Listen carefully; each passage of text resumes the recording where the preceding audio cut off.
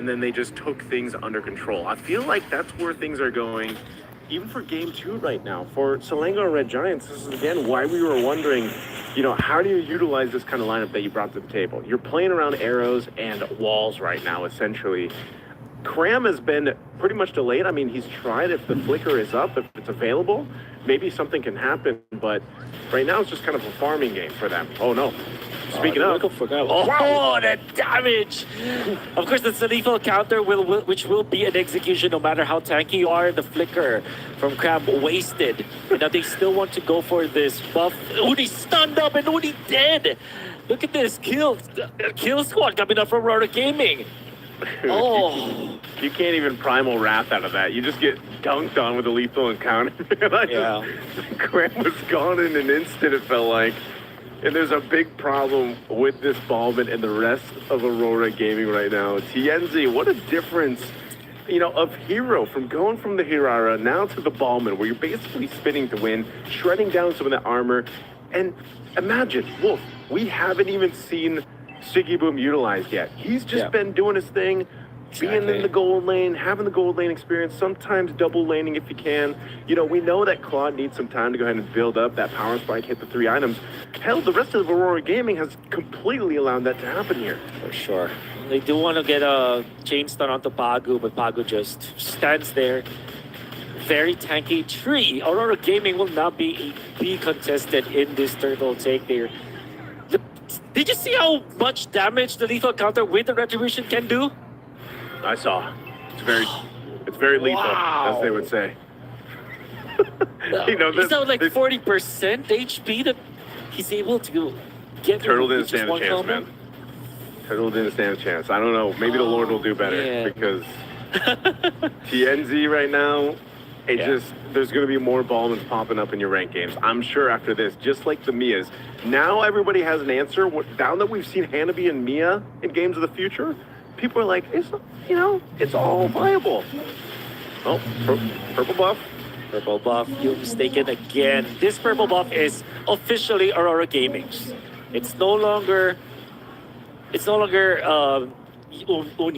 It's no longer SRG. SRG right now, 75% of the map is Aurora Gaming's territory, and they're just trespassing. TNC feels very confident, pops the retribution, forces some reactions right there.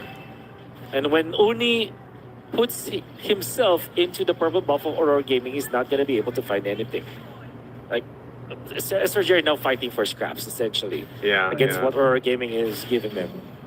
That's one of the tough things to see. Again, maybe there's a lockdown. Finally, we actually locked down TNZ. They had to stop the Ballman, and they do just that.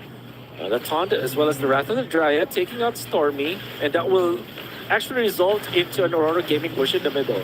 They do have another stun. Our Yume's in trouble. Yume's low. Yume's out. Gonna go for a change here from Pagu, but now they snag Innocent. Innocent does have Purify. Oh, from the back. Oh, from the back it goes to take out Rosa. Really well done coming out from the Assassin, but all that just to fend off the attack from Aurora Gaming, who's now leading by 5,000 gold. They got 5,000 gold up. Lord's going to be up here shortly. They are going to take this. Rosa will be up in 10. But here's, I guess, the caveat for SRG and everybody looking to see this go another game. At least you go ahead. Uni gets a couple kills, right? Starts to go ahead. I believe he has a Sky Piercer. If we could take a look. Yeah, he does. He's got one. Oh, they want to force this fight anyway. They want to force this fight. Indeed, Lunar down. Damage from Innocent is enough. Cram is the sacrifice. But if that means that your gold laner will be able to take one and your jungler onto the orange side or the other side of the map, I think that's going to be worth it for Cram, but they do need a lot more like this. Yeah, like I said, it was a little caveat. It was a little opening the SRG is going for. Now Innocent is starting to get locked in. He's got his Trinity. Uni's a bit more of a threat. The difficult part is, again, looking for either swing from the back, that opening that we've seen from Uni now a couple times. And honestly, the biggest person to do that is, if it's not an arrow, it's got to be Yumes here on the Bedang. And that's why I was saying, this is a hero he loves to play. They got to make it happen here. Yeah, the stun connects out of the backlines. Rosa is low, but that is Rafaela to be able to heal up. As long as there's no elimination from SRG, no quick takedown of a hero, Aurora Gaming will be able to heal up. It's 10 minutes now. And for the longest time, SRG are just struggling. They're looking for the farm, and they're sharing some resources here in the middle. They are famished here, SRG. But if they hang on for a few more minutes, maybe there will be a time where the natural gold gained by their heroes through the defenses, as well as the ambient gold that you get, maybe that's going to be enough for them to get the items that they need to team fight against Aurora Gaming. It's all going to be a matter of, can they get to that point? Let's see. So Aurora Gaming pushing down here in the bottom lane. They do get it. They're taking away some green caps from SRG. Yep. It looks like they were happy with that, you know, like go grab some tier 2 turrets. They didn't necessarily have the Lord lined up probably the way that they wanted to, just with the way the SRG kind of fought with them, but that's fine. I think Aurora Gaming, again, maintaining a bit of a lead, getting two tier 2 turrets are fine. Now you're 50 seconds away from the next order. You're also going to go ahead and continue to keep them famished for SRG. But SRG, despite this all, Wolf, hasn't done a terrible job, right? I mean, they've kept things relatively, I would say, within a 2,000 to 3,000 gold range. It hasn't gotten out of control. I mean, the last game we saw, at one point it was almost 8,000 gold ahead. And that starts to be in the territory of, okay, this is really difficult for us to turn this fight around. Whereas now, as long as Innocent is protected and Uni is able to weave into these fights, you can actually still win a team fight with this composition that SRG has. That's one of the main things. And now Wind of Nature is available here for Innocent. So that is going to be crucial to go ahead and deal when Siggy Boom comes in with that blazing duet here, of course. So this is an opportunity now for SRG to make something happen. Yeah, I get what you mean. It's like they're within arm's reach at least. It's a long arm, but at the same time, there is a way for them. It's not impossible. It doesn't look impossible for them to get there. But then comes the zone out coming up from Aurora Gaming. Gonna be very tricky now. They do go for the conceal this time, but there is not much initiation yet. Only jumps in the fight. Already pops one iframe. Pagu is low, but it will be enough to zone out SRG to the point where they will get the Lord. There will be one kill. Jumping from Crab. Damage from Crab. It's not gonna be enough as they get dunked on. In comes the blazing duet. Uses compromise. Uses down. So is Stormy, and so is Innocent. The triple. For Siggy Boom has been quietly farming, now activated, now showing what Uni. he is worth. I don't know what Uni wanted to do, and it looks like Uni's going to go down too. He tries, he does dodge the lethal encounter, but he goes down anyway. Wolf, this might be it. This might be it. This is how they fall. SRG with the triple coming up from Siggy Boom. The placement coming up from Aurora. The early game lineup. The Balmond with the Rafaela. They will take the third place match. And Aurora Gaming does it in a sweep. In a fight I didn't expect to break out, they end up trapping the Giants in the jungle and get a massive team fight in their favor. Of course, they're going to celebrate this win here. Really dominant in this series. Once again, Aurora Gaming 2-0, a sweep for the third place finish here at Games of the Future 2026. That'll set them up well with a $108,000 prize pool too for that one. So again, you know, this battle of thirds, it's some extra money in your pockets here, and it's great to see. Again, hopefully, you know, I wish we got the third game. Unfortunately, we didn't. SRG, of course, it's been a long journey for them, going from MC to this point, too. They've got some time to recover, hopefully, as all the teams complete here. We're going to be throwing it over to a quick break, though, before we go back to our panel.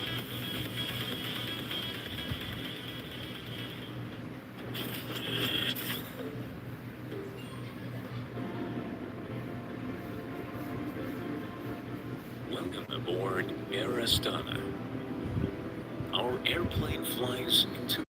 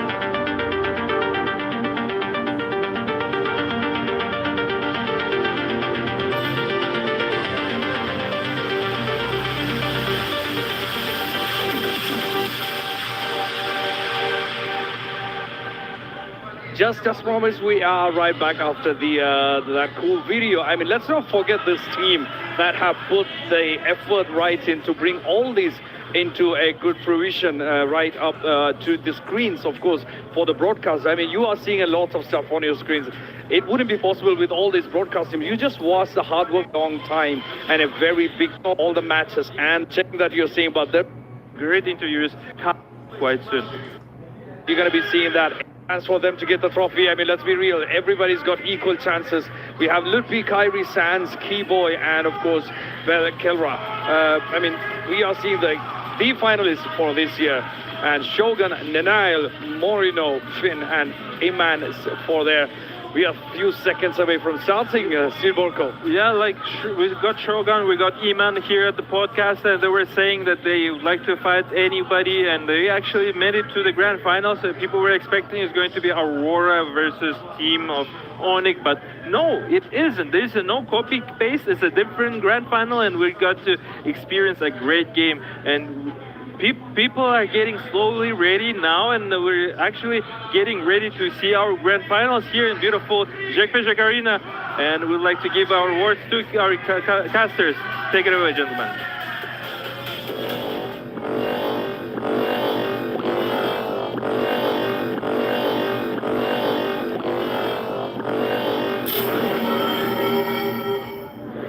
Harmony between worlds rests on a fragile balance.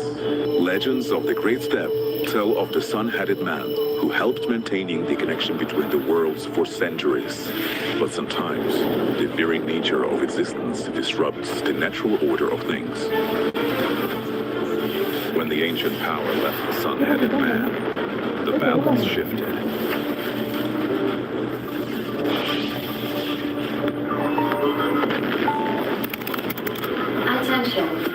Massive energy surge detected. The energy within the sun-headed man's artifact has awakened. So, the chosen ones are already there? Newbies without a guide. Then it's time to meet them. Someone's got to get them up to speed. Look what my robot can do. Not now. Or the sun-headed Frigio. Looks like Astana.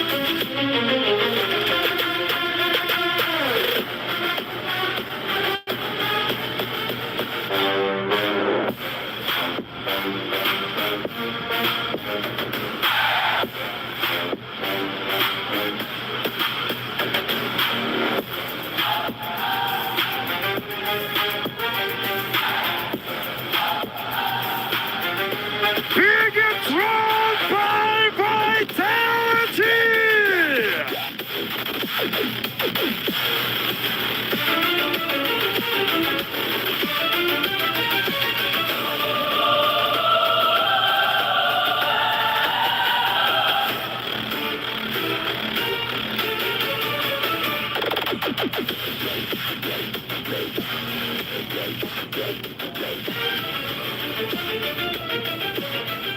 here we are, grand finals for the Games of the Future 2026. It's Onic going up against BTR, both from Indonesia, and both have faced each other in a grand finals match before. The last time that they met, it was BTR that got the best of Onic. But this time, a lot of players, analysts, and viewers out there think that Onic Esports will take this one. Your casters, Wolf and Naisu, who do you think has the upper hand in this grand final? Oh man, the upper hand, that's a tough one. Luckily, it's a best of 5. Man, I wish it was a best of 7. You know, that's kind of what we're used to seeing for these grand finals. But hey, we can't all get what we want. So we're going to get a best of 5. I hope we get 5 games for this.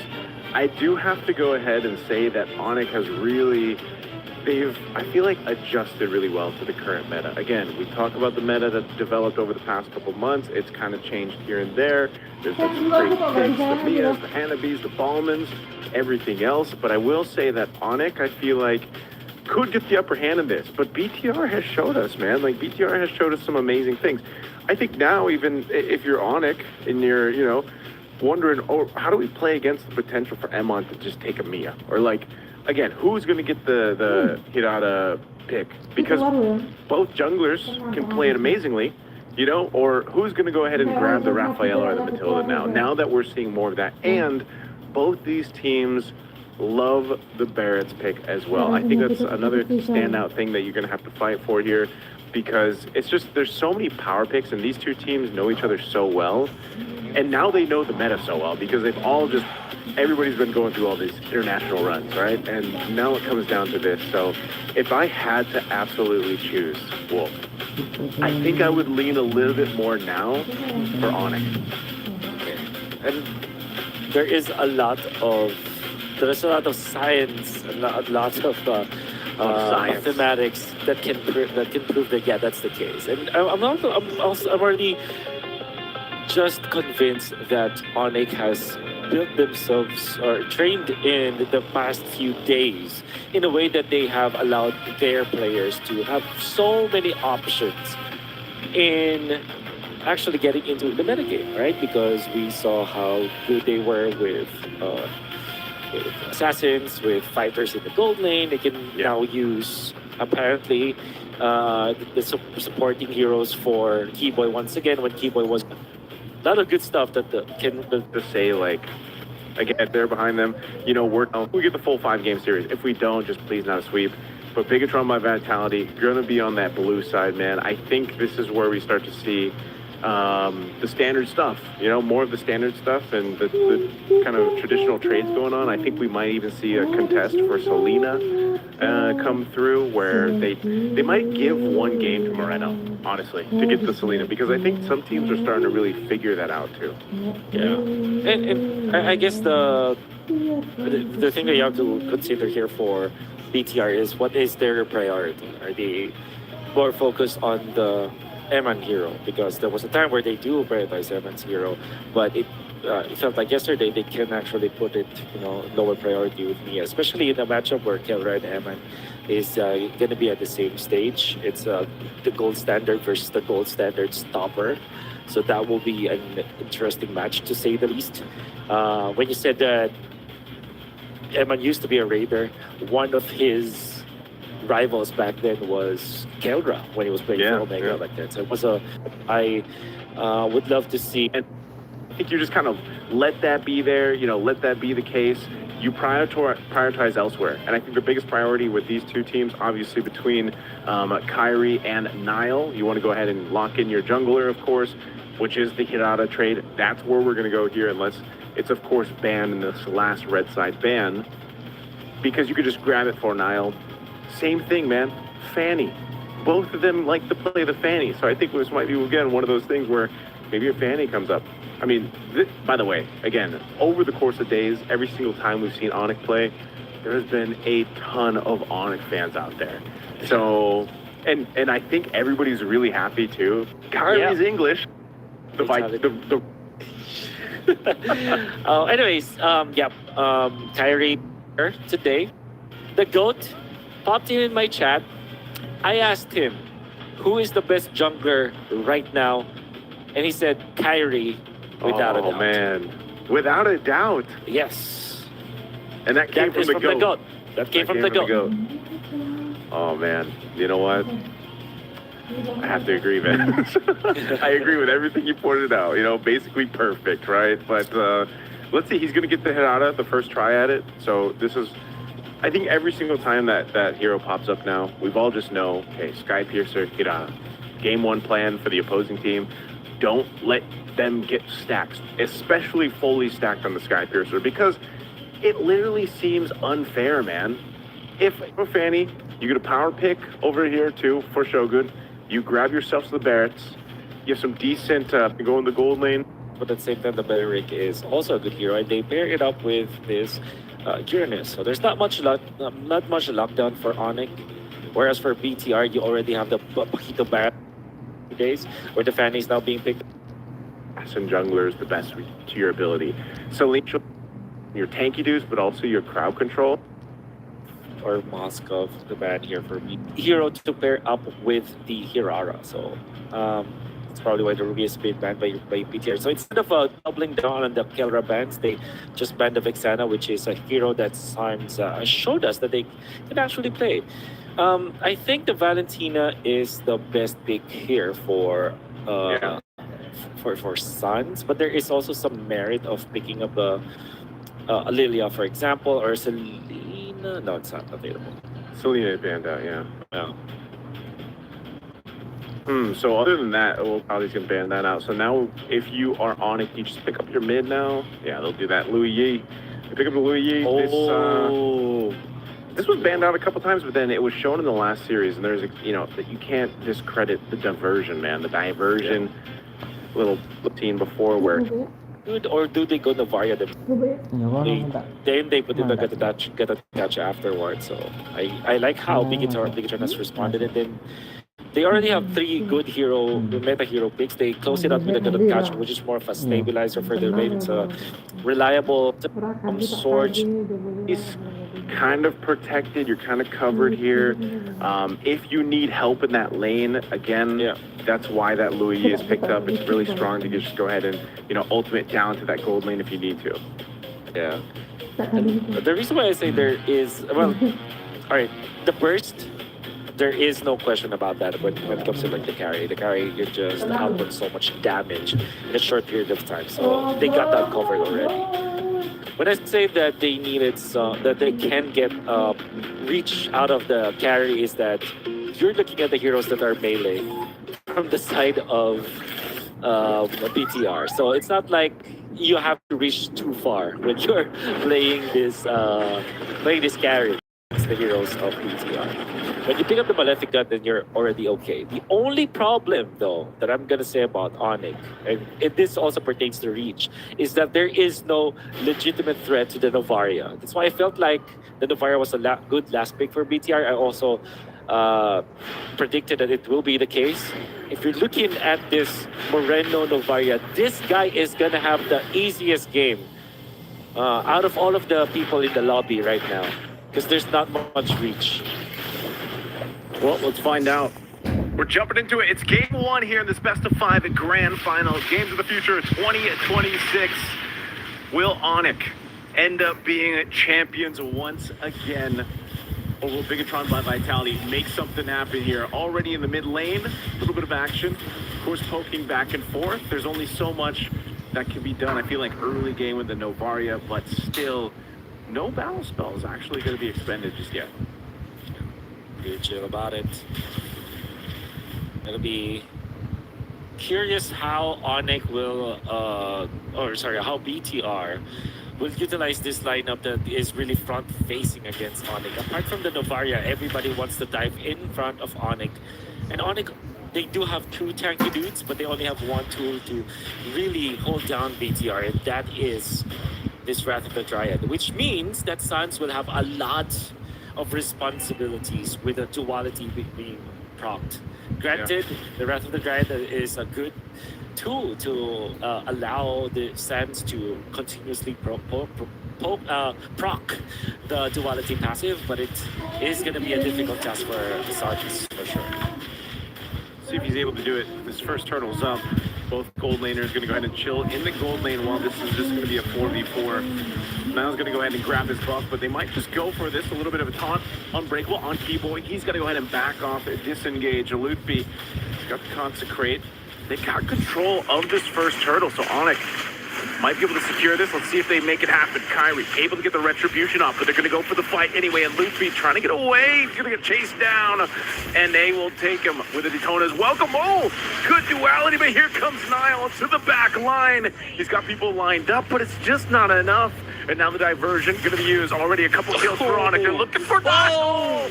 And Sands will get him with the double. No way, Suns just that. I mean, 2-0-1 for this Louis. Granted, BTR, I think that was a mistake coming up from Shogun, utilizing the Daytona's welcome and then spitting out the Uranus towards the members of Onic. I think he wanted to maximize the stun that you get out of it, or maybe he just outright misplaced his spit afterwards. But that allowed Onic to refresh with Lutfi.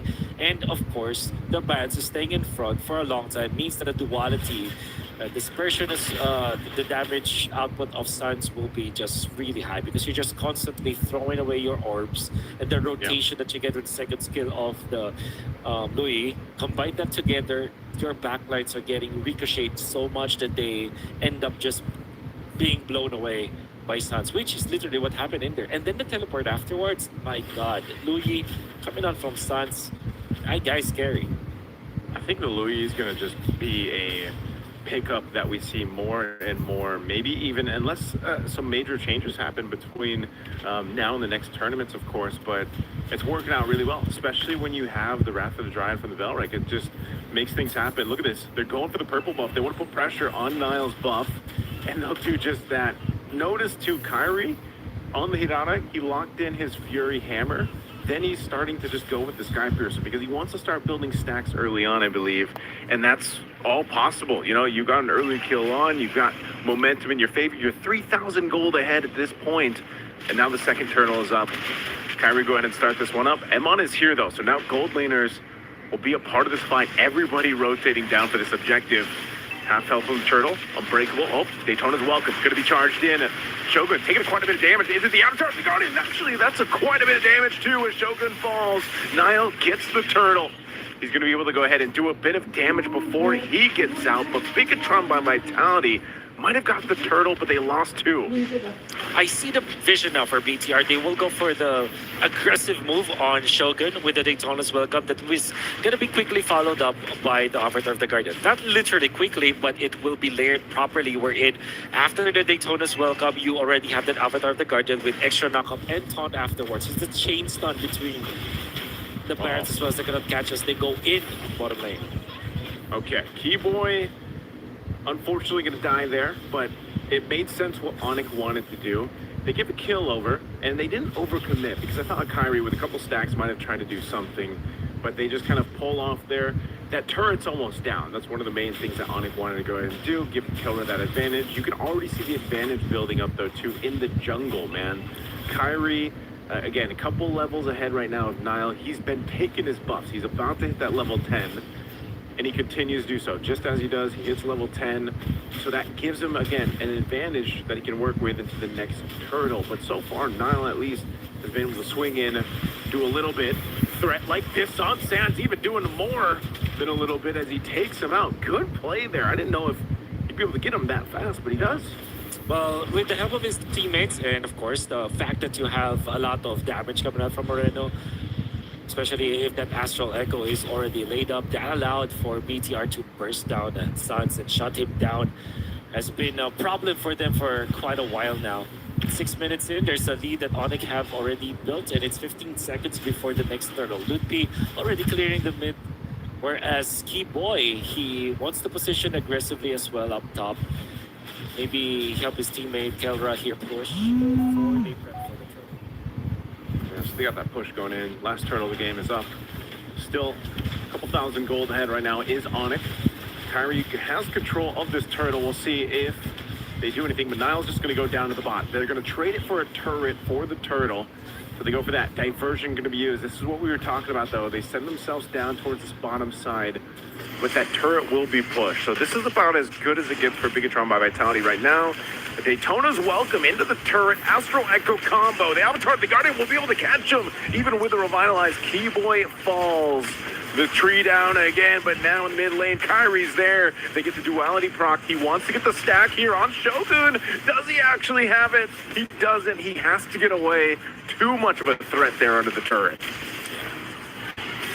See the pressure now being applied by Onic, and because of that they have a 2,000 gold lead, but it seems like BTR are not letting up. They're already able to push down the bottom lane and are about to push up top. Eman is moving really well. Comes to the map movements, died already twice, but at least makes up for it by split pushing and still gaining a lot of gold. He is unfortunately behind Kelra, his counterpart, but at least he's making something happen for BTR right now. Doesn't erase the fact that Onic is leading by 2,000 and they have allowed Kelra with 1-0-1 as they go for Kyrie the dodge! Oh, he tried to dodge. What a play from Niall and Emon. Able to make a move. Niall trying to get away. A flicker from Sans. They'll recoup it, though, as they also take down Emon. And that kill went over to Kyrie, so... but he's dead. But, you know, the turret did the job there for him. Yeah. Eventually. I gotta be pushing in the middle. Great kill of the carrier. A great shutdown overall coming out from BTR. 22 seconds before the Lord, they needed to make a play. Unfortunately for Niall, is still trailing behind a lot from his opposition right now. So there's still a lot that needs to be done here by the side of BTR for them to come back to this game. But then again, Keyboy already positioned himself into the so-called new bush. Will be spotted out by Finn for now. Okay. Lord is up. Let's see some of the focus here. Let's see what Onic decides to do. They can play the macro just because they have the Louis in tow. Both junglers wanting to grab their purple buffs, getting situated for this Lord fight. Ooh, diversion. Diversion used here, setting them up top. Astral Echo being dropped down. They're just going to go for the fight anyway. Kyrie be able to dodge that with the iframe. Niall's going to have to go back to base, so this is an open opportunity for Onic to go ahead and start with this Lord. Under half health, Shogun gives the information. Finn's gonna pop the conceal. He's gonna try to delay this so that Niall can get here in time, but it's already gone. Lord secured by Onic. And now Niall jumping to the backside, looking for a possible kill. He'll find Sans. A pickup there they were looking for, and now Niall again cabling away. After the Guardian, Finn trying to grab their attention, and Kelra takes a shot with the shatter. He's going to back off, but they're going to force a fight anyway. And now it's Onic trying to get away, but Daytona's welcome to spin him up into the team. And now Keyboy and Loopy fall. The front line of Onic goes down. Oh, great team fighting coming out from BTR. They have erased the lead that Onic was able to build, and it didn't matter if Onic was able to blitz the Lord away from them. Their team fighting was great. And at that time, Kelra didn't have the flicker, so he didn't feel that confident to command his team into a fight. And Lupi as well as Keyboy just overstayed their welcome. And BTR utilizing Shogun that Onic can do. Again, their lineup is more of a dive composition and they wanted to do, and that already meant that Niall was able to skitter through and sneak a purple buff. Oh, wow. Gist, or one of the tankiest, but in one of those cases where of these fights, the Difficult now for Onic. With the composition that they will have a free tanky that he's no longer long. So there has to be a creative way of Onic finding with a fanny flying around. Echo in the face of Onic. It's going to be more difficult. After the Guardian on the defense already used. Onic comes in with a diversion. And after that push up top by Niall, that wave's going to be managed. Now, they're going to fight for this Lord. Half health on it. Finn charging up the Unbreakable. Goes in with a taunt. They're going to come down for Keyboy. They get him out. Kyrie, he's down too. Make it another as Sans is able to pick up Shogun. So far, a biggest will be just the Lord slowly make it. To go right to this one. And now Finn gets taken out. Well, Emon, is he going to try to do this? No, he's fully stacked up. He's got to get out of enemy lines. He's waiting patiently. It's only Loopy. For now, it's a big threat. Information is important. Loopy Gonna be seeing Eman get away from there. Good find coming up from Onic, go for the -1, but it's not nearly enough. Niall wants a piece of this purple buff. They're trying to go for the exchange, but it's Kyrie who secures it. Thanks for the leash, says Kyrie. He's basically do a little damage with the buff. Finally, Kyrie gets his purple. He's going to go ahead and grab his orange next. Yeah. Really nothing that they really want to focus on until that Lord comes up in about a minute, but if